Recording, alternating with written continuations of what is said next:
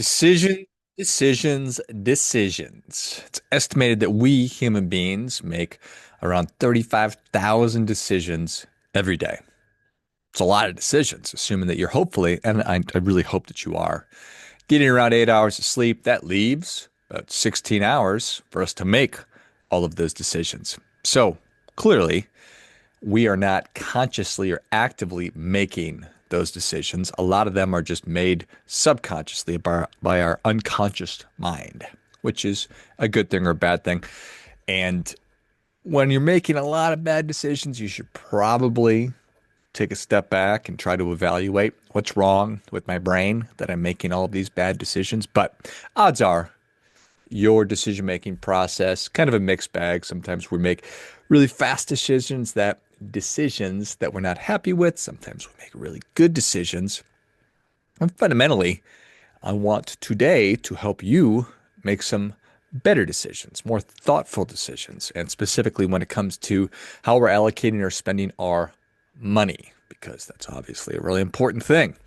And in a lot of ways, our lives, certainly our financial situations, are the sum of our decisions. If we're making really good choices, we're probably more financially well off. If we're making a lot of bad decisions, we're probably less so.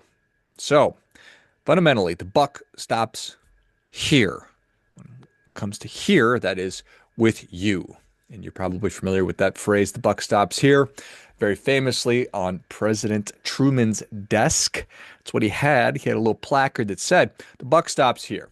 So I am the person with ultimate responsibility. I am the chief executive officer of the United States of America. I am the commander in chief, the president, the boss, and I will be making the final ultimate decision. So, when you think about what makes for a good leader, what makes for a good CEO, a good executive, a good parent, a good partner, a good somebody who's leading, somebody who has other people relying on them. And that can just be you. You rely on yourself. Your future self is also relying on this current version of you.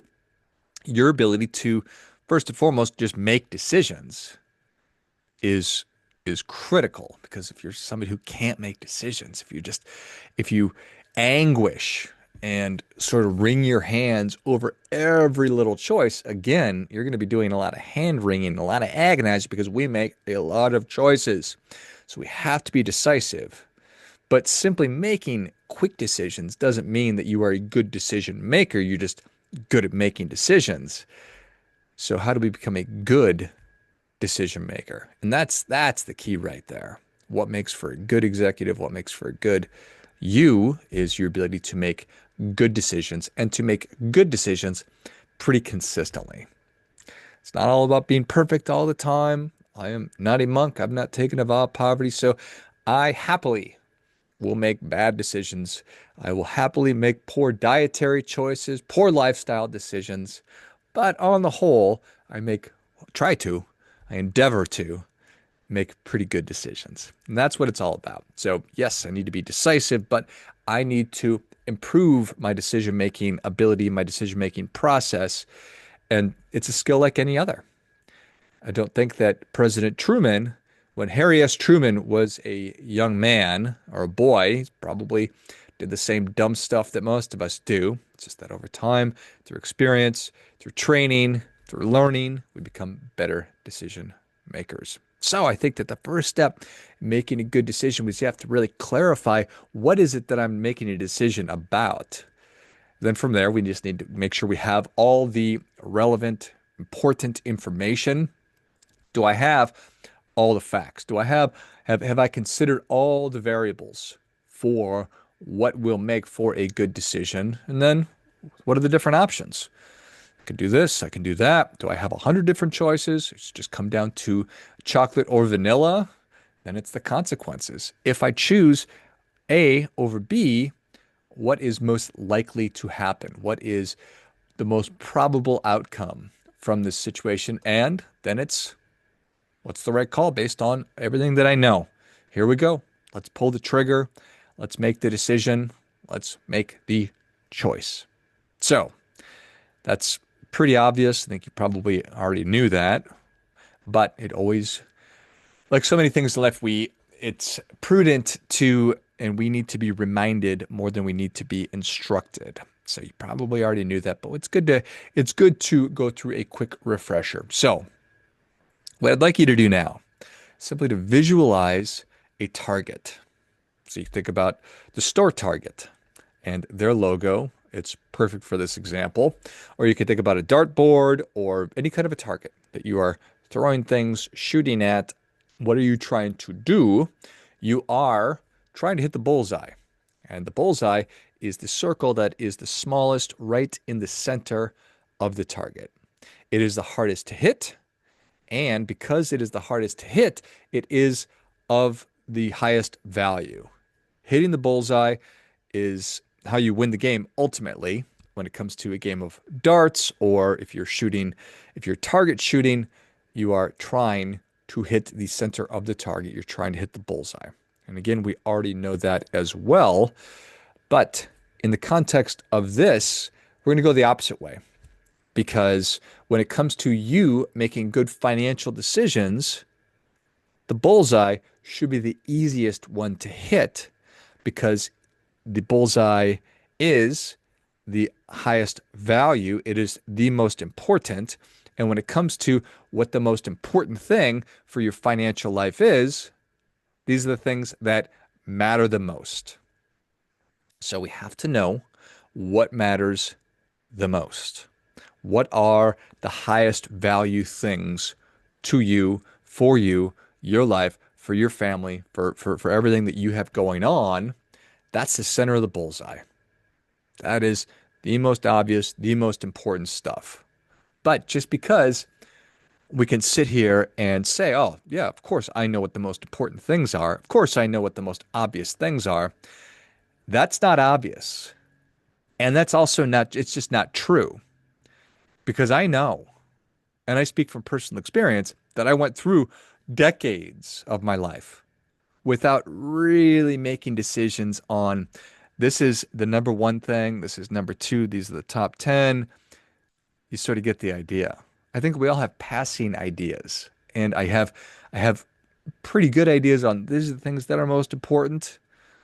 But then the trick is, how do I treat the most important things like they are the most important things? And let's take that one step further. If we are in the 97% of people that do not have written goals, well, then it's not clear and it's not obvious to me that you know what the most important things are. It's not clear, it's not obvious that you know where it is that you're going. It's not clear and obvious that you know where you're going and how you're going to get there. And in a lot of ways, that's fundamentally and exactly what we're talking about. If we do not have a bullseye, if we do not have a true north, if we do not know what the most important things are to us, well, then how do I know what I'm shooting at? And how am I going to know if I'm hitting it or not, if I'm even close to it? So we have to decide. We have to think about and decide these are the things that are most important to me. These are the things that matter the most. Super abstract, like, woof. There's a lot of things that are really important to me. A lot of things that matter. But what is it that matters the most? So I like to break this down, and this is true in setting goals. It's true in just thinking about what's going to lead to the life that you want or what's going to keep providing you the life that you want. 6 areas. Number 1 is family. Number 2 is community. Number 3 is your career and your finances. Number 4 is your well-being. Number 5 is your personal development. And then number 6, this is your peace of mind. Okay? So think about what matters the most in each one of those areas. So for your family, maybe it's, well, I need to make sure that I'm providing a safe and secure environment, my relationship with my spouse, my relationship with my kids, with my immediate family. These are the things that absolutely do matter the most. From a community standpoint, what is it that matters the most? What is your community? From a financial standpoint, what matters the most? And this is probably the most important area because this is a conversation about making good decisions and having the buck stop with you as the chief executive officer or the chief financial officer of your life and your situation. So maybe the primary, just number 1 is I need to get out of credit card debt. I need to stop living paycheck to paycheck. So those are two of the most foundational things. And then you break it up from there. What can I be doing to get more money coming in? So is there a way? Am I looking for a new job? Am I going to start a company? Am I going to get a second job? Am I going to get a new certification or designation that will allow me to make more money? Am I going to go get more education? Whatever it might be. Whatever it might be. Just think about these other things that are most important. Maybe it's I need to be saving at least $10,000 a year or $3,000 a year, or I need to start saving $1,000. I need to get my emergency fund set up. There's so many different potential priorities for you.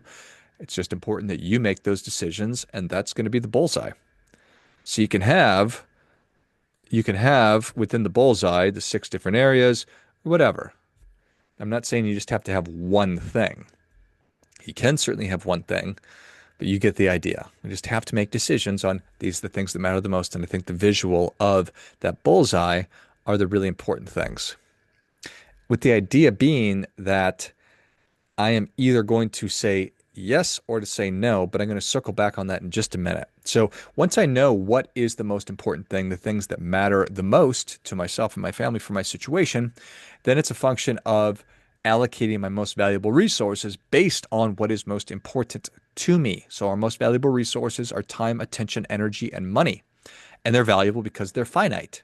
Just like the bullseye is valuable because it's hard to hit, those resources are valuable because I do not have an unlimited amount. I do not have an inexhaustive amount of energy. I have a finite amount of time. I'm not an internet billionaire or a millionaire, so I need to keep working. I need to have money coming in.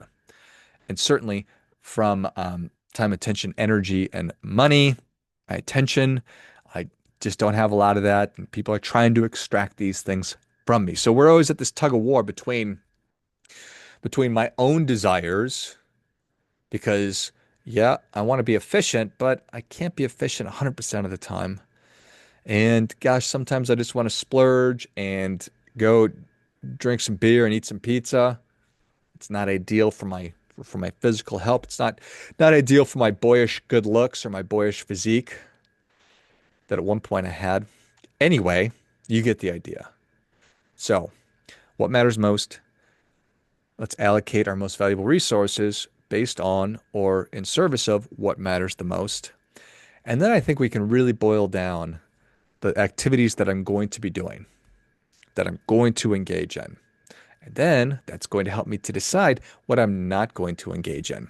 You're probably familiar with the Pareto distribution, also known as the 80-20 rule. Pareto was a really smart fella who figured out 80-20 is this great way that things sort of break down.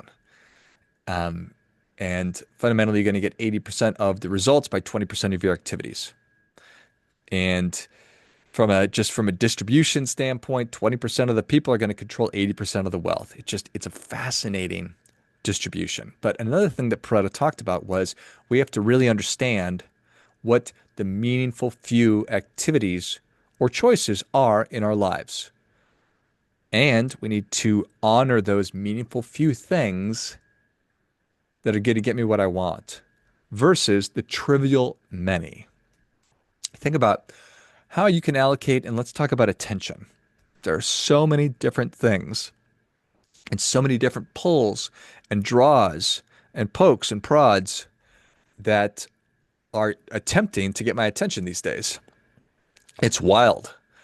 And we have access to, obviously, the wisdom of all of humanity right in our pocket in the form of our phones.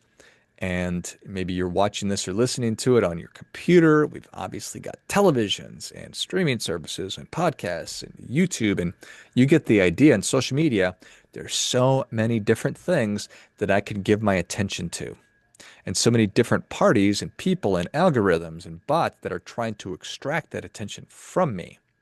So I need to make decisions. Again, the buck stops here with you. I need to make decisions on what the meaningful few activities are or things are that I'm going to give my attention to. And then I need to do way more saying no than yes.